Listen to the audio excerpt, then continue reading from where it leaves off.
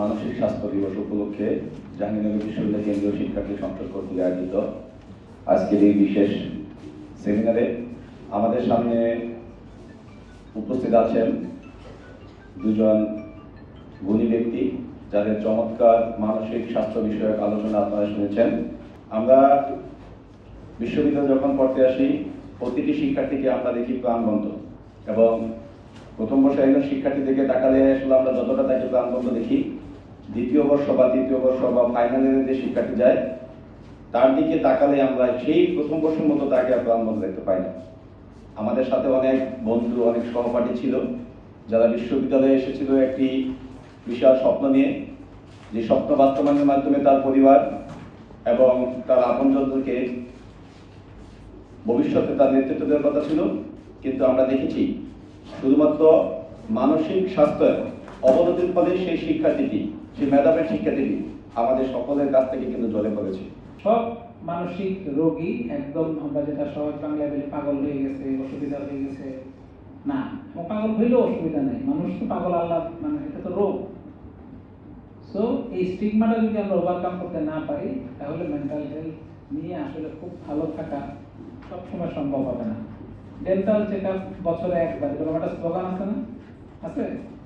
তো mental check আপটা বছরে অন্তত 2বার হওয়া উচিত, এটা আমি বলি যেই আমার চেম্বারে আসে। তো স্টিগমা যদি আমরা ওভারকাম করতে পারি এবং আমরা যদি সচেতন হই, পাশের জনের দিকে খেয়াল রাখি, তাহলে দেখবো যে আমরা আসলে আমাদের সবাইকে নিয়ে একটা স্মুথ লাইফ আসলে লিড করতে পারতেছি, এবং ব্যক্তিগত জীবন, একাডেমিক জীবনে একটা ভালো সমন্বয়ের মাধ্যমেই আমাদের এই 3 বছর 4 বছরের যে জার্নি সেটা স্মুথলি শেষ করা যাবে বলে আমার কাছে মনে হয়। ঘুম কম হওয়ার কারণে সকালবেলা আমি কনসেন্ট্রেট করতে পারছি না, খেতে গিয়ে আমার বমি ভাব হচ্ছে, পেটে ব্যথা হচ্ছে, ওয়াশরুমে দৌড়াচ্ছি, হাত কাঁপছে, হাত ঘামছে। পরীক্ষার হলে কোশ্চেন পাওয়ার পরে দেখলাম যে আমি তো কিছুই দেখতে পাচ্ছি না, সব চোখে ঝাপসা দেখছি, তাই না?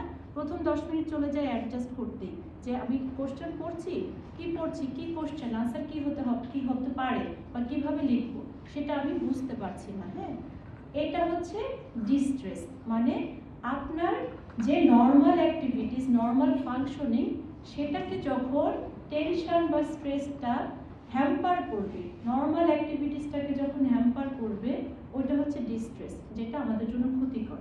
ঠিক আছে? আর ওই যে পরীক্ষা একটা টেনশন, যে আমাকে তো পরীক্ষা ভালো করতে হবে, আনসারগুলো ঠিক মতো করতে হবে, সেটার জন্য প্রিপারেশন নিতে হবে, ক্লাস করতে হবে, অ্যাসাইনমেন্ট কমপ্লিট করতে হবে, টাইমলি সব কিছু করতে হবে, এই যে একটা টেনশন, এটা হচ্ছে ইউস্ট্রেস। তার মানে এটা আমাদের জন্য হেল্পফুল। ঠিক আছে?